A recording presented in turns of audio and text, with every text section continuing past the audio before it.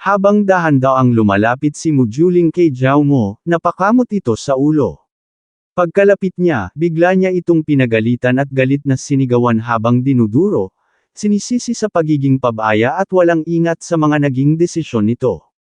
Habang nakatitig siya sa dalawang tauhan ni Boss Niu, malamig niyang pinaalalahanan si Zhao Mo na noon pa man ay sinabi na niya, kapag haharap sa kaaway, hindi sapat ang basta pagpatol lamang.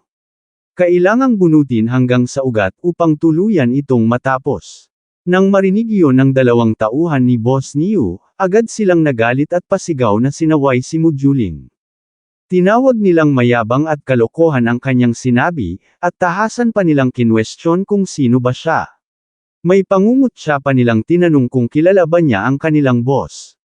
Sa sandaling iyon, biglang nagbago ang mga mata ni Mujuling, nagningning ang mga ito ng nakakatakot na pulang liwanag. Buong tapang niyang ipinakilala ang sarili bilang si Mujuling at malamig na nagtanong kung may problema ba sila sa kanya.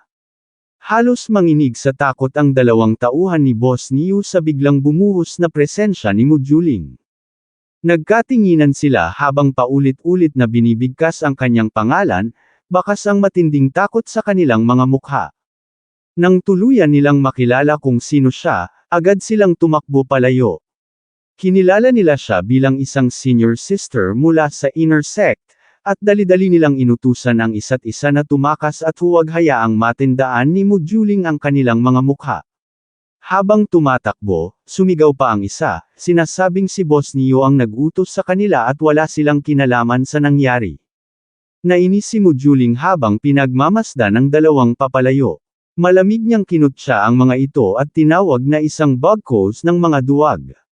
Pagkatapos, binaling niya ang kanyang atensyon kay Zhao Mo at tinuro ito.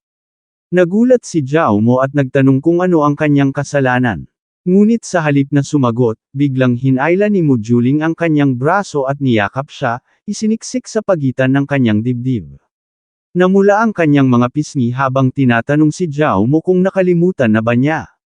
Kung sakaling may mangyaring masama, ay dapat banggitin lamang ang pangalan niya. Hindi agad nakapagsalita si Zhao Mo sa kanyang narinig. Idinagdag pa ni Mujuling na mabuti na lamang at naroon siya sa oras na iyon, sapagkat kung namatay si Zhao Mo, wala na raw siyang mapapangasawa. Pilit na napangiti si Zhao Mo habang nagpapawis, at sa kanyang isipan ay naalala niya na mula pa nang una siyang pumasok sa sekta ay matagal na pala siyang pinagmamasdan ng babaeng ito. Hindi nito hinahangad ang kanyang purong yang nakapangyarihan, bagkus, buong kumpiyansa niyang iniisip na ang tunay na dahilan ay ang kanyang kaanyuan at itsura. Si Mujuling ng Saint Yuan Demon Sect ay tila may panig ng personalidad na hindi inaasahan ng iba. Kinurot ni Zhao Mo ang pisngi ni Mujuling at sumang-ayon. Pagkatapos, kalmado niyang sinabi na hindi pala ganoon kadaling mamatay gaya ng iniisip ng iba. Napangiti si Mujuling at sinabing ang magiging asawa niya sa hinaharap ay hindi maaaring malagay sa anumang panganib. Ngumiti siya at inimbitahan si Zhao Mo na sumunod. Tumakbo silang dalawa sa gitna ng mataong lansangan, at ilang sandali lamang ay lumipad na sila sa ere, binalutan ng nagliliwanag na pulang aura na nagmumula kay Mujuling. Habang lumilipad, napapapikit si Zhao Mo sa isang mata, iniisip na ang paglipad ng mataas sa ere ng walang flying sword ay isang kakayahang tanging mga core formation cultivators lamang ang nakagagawa. Hindi niya maiwasang magtanong sa sarili kung ganoon nakataas ang antas ng cultivation ni Mujuling. Makalipas ang ilang sandali, nakarating sila sa kanilang paroroonan at marahang lumapag sa lupa, nag-iiwan ng pulang enerhiya sa kalangitan. Sa ilalim ng nagliliwanag na buwan, napansin ni Zhao Mo ang dumadaloy na gintong enerhiya sa paligid. Nadama niya ang napakasiksik na spiritual na enerhiya at napaisip kung ito na ba ang sentrong banal na lupain ng Saint Yuan Demon Sect. Naputol ang kanyang pag-iisip nang anyayahan siya ni Mujuling na pumasok sa bahay at sinabing ito ang kanyang tirahan. Habang nakatingin siya sa paligid, naisip ni Zhao Mo kung isa ba itong tirahan ng isang personal na disipulo. Sa loob, sinuri niya ang kapaligiran at nagtanong kung dito nga ba talaga siya nakatira. Ipinaliwanag ni Mujuling na paminsan-minsan lamang siyang pumupunta roon kapag may libreng oras upang magbasa at magpahinga, at bihira siyang manatili sa lugar na iyon. Bigla itong masayang tumalon sa kama at humiga. Sa malambing na tono, tinanong niya si Zhao Mo kung bakit nakatayo pa rin ito roon na parang nawawala sa sarili. Inutusan niya itong lumapit agad.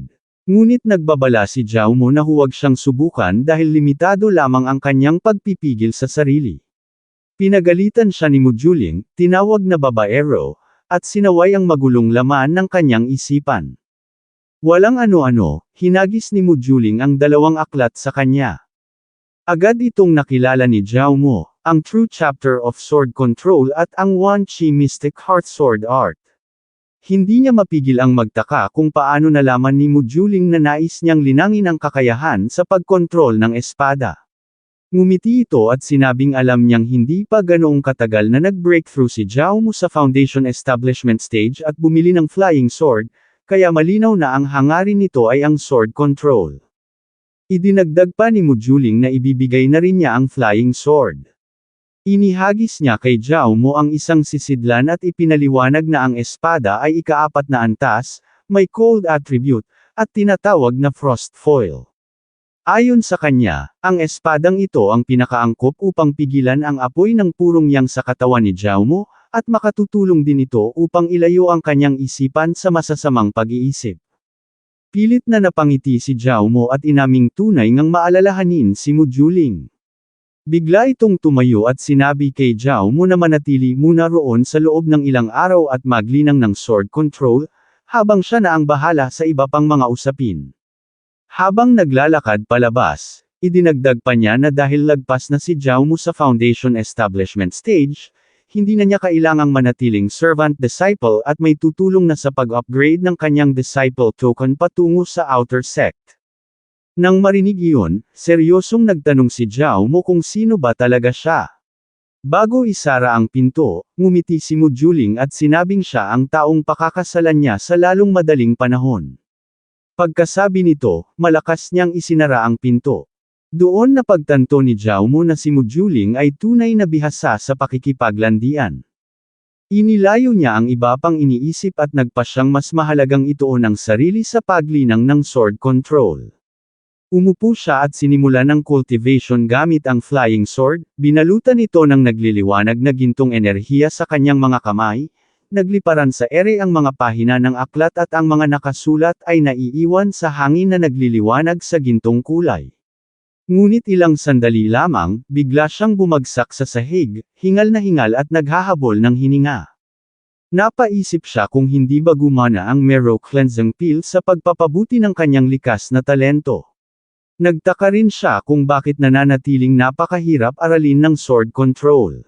Bumangon siya at nagduda kung ang epekto ba ng pill ay sa pisikal na katawan lamang at hindi sa lalim ng kanyang pag-unawa. Kahit may sistema siya, kung mahina ang kanyang comprehension, pakiramdam niya ay tuluyan siyang mabibigo. Sa sandaling iyon, biglang lumitaw sa kanyang harapan ang isang maputing hayop na mukhang maliit na usa. Nagkatitigan silang dalawa bago niya ito lapitan at seryosong kausapin. Inisip niya na kung ang primordial yang ay maaaring ituring na isang uri ng pagbibigay, marahil ay maaari ring maging pinagmulan ng system return ng comprehension. Ngumisi siya ng nakakatakot sa harap ng nanginginig na maliit na usa at sinabing mukhang nababagot ito. May naisip siyang paraan, tuturuan daw niya ito ng multiplication table. Idinikit niya ang bibig sa tainga ng hayop at isa-isang binigkas ang mga salita.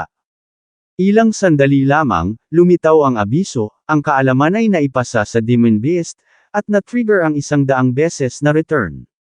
Agad na kinumpirma ng sistema na tumaas ng malaki ang comprehension ng host, dahilan upang mapabulala si Zhao Mo sa gulat, gumana nga talaga ang kanyang ideya. Ito na po nagtatapos ang ating kabanata, abangan ang mga susunod pa nating upload.